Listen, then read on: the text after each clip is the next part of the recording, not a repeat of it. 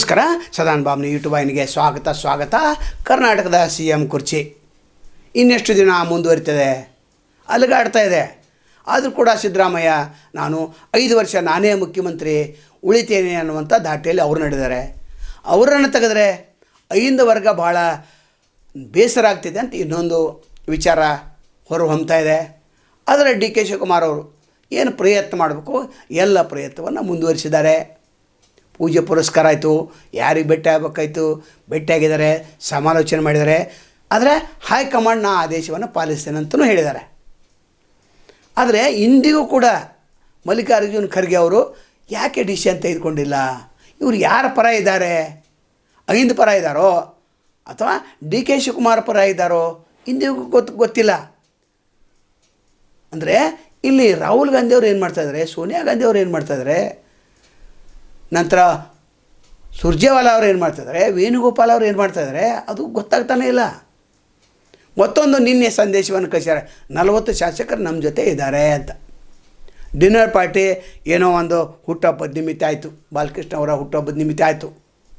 ಆದರೆ DK ಶಿವಕುಮಾರ್ ಅವರು ಏನು ಪ್ರಯತ್ನ ಮಾಡೋಕೆ ಮಾಡ್ತಾಯಿದ್ದಾರೆ. ಮತ್ತು ಮೇಲೆ ಹೇಳ್ತಾರೆ ಹಣೆ ಬರದಲ್ಲಿ ಏನಿದೆ ಅದು ಆಗ್ತದೆ ಅಂತೇಳಿ. ಅದು ಇಲ್ಲಿ ಭಾಳ ಮುಖ್ಯ ಅಂತಂದರೆ ಜನನೂ ಬೇಸತ್ತಿದ್ದಾರೆ ಸರ್ಕಾರಕ್ಕೆ. ಮಹಿಳೆಯರಷ್ಟೇ ಬೇಸತ್ತಿಲ್ಲ. ಯಾಕಂದರೆ 26 ಕಂತ ಮುಗಿದು 27 ಕಂತ ತೊಗೊಂಡವ್ರೆ. ಪ್ರತಿಯೊಬ್ಬರ ಖಾತೆಗೆ 56,000 ಬಂದುಬಿಟ್ಟಿದೆ ಈಗಾಗಲೇ 2.5 ವರ್ಷದಲ್ಲಿ. ಅವ್ರು ಖುಷಿಯಾಗಿದ್ದಾರೆ. ಆದರೆ ಕೆಲವು ಶಾಸಕರು ಭಾಳ ನಾರಾಜಿದ್ದಾರೆ. ನಂತರ ಮಂತ್ರಿಗಳು ಕೂಡ ಏನಾದರೂ ಡಿಸಿಷನ್ ತೆಗೆದುಕೊಳ್ಬೋದಾ ಅನ್ನೋಂಥ ದಾರಿಯನ್ನು ಕಾಯ್ತಾ ಇದ್ದಾರೆ. ಪರಮೇಶ್ವರ್ ಅವರು ಕೂಡ ಮೌನಾಗಿದ್ದಾರೆ. ನಂತರ ಅನೇಕ ಮಂತ್ರಿಗಳು ಕೂಡ ತಮಗೆ ಯಾವ ರೀತಿ ವಿಶ್ಲೇಷಣೆ ಇದೆ ಆ ರೀತಿ ಮಾತಾಡ್ತಾ ಇದ್ದಾರೆ. ಹೈಕಮಾಂಡ್ ಆದೇಶ ಇದೆ, CM ಕುರ್ಚಿ ಬದಲಾವಣೆ ಬಗ್ಗೆ ಯಾರೂ ಮಾತಾಡೋದಿಲ್ಲ, ನಾವು ದಿಲ್ಲಿಗೆ ಕರೆಸ್ತೇವೆ ಅಂತ ಹೇಳಿದ್ದಾರೆ. ಇಂದಿಗೂ ಕೂಡ ದಿಲ್ಲಿಗೆ ಕರೆಸಿಲ್ಲ ಅಂತಂದರೆ ಸಿದ್ದರಾಮಯ್ಯ ಮುಂದುವರಿತಾರೆ ಅಂತಲೇ ಅರ್ಥ. ಒಂದು ವೇಳೆ ಸಿದ್ದರಾಮಯ್ಯನ ಬದಲಿಸಿದರೆ ಏನಾಗ್ಬೋದು ಅನ್ನೋ ಲೆಕ್ಕಾಚಾರ ಕೂಡ ಹೈಕಮಾಂಡ್ ಗೊತ್ತಾಗ್ತಾ ಇಲ್ಲ. ಇನ್ನು DK ಶಿವಕುಮಾರ್ ಅವರು ಮುಖ್ಯಮಂತ್ರಿ ಮಾಡಿದರೆ ಇನ್ನೊಂದು ವರ್ಗ ನಾರಾಜಾಗ್ತದೆ. ನಮ್ಮದೇನು ವೋಟ್ ಬ್ಯಾಂಕ್ ಫಿಕ್ಸ್ ಇದೆ, ಕಾಂಗ್ರೆಸ್ ವೋಟ್ ಬ್ಯಾಂಕ್, ಅದು ಕೈ ಬಿಟ್ಟು ಹೋಗ್ತದ ಅಂತ.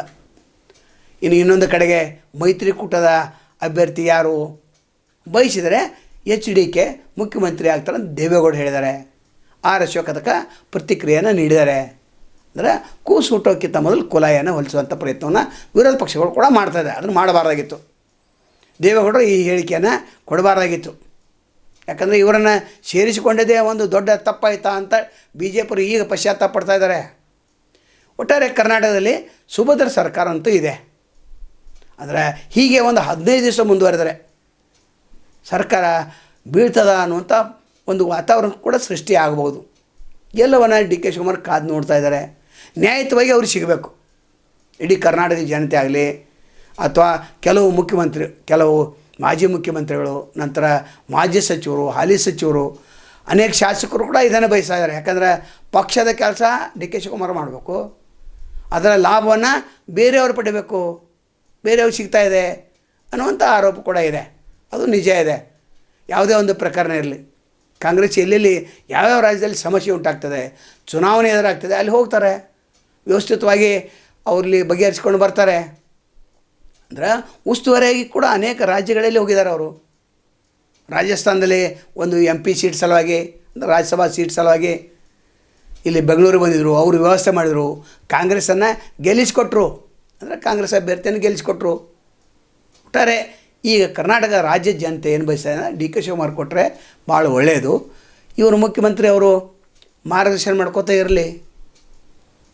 ನಂತರ ಮುಂದೆ 28ಕ್ಕೆ ತಯಾರಿ ಇಬ್ಬರು ಕೂಡ ನಡೆಸಲಿ ಅನ್ನುವಂಥದ್ದು ಇದೆ.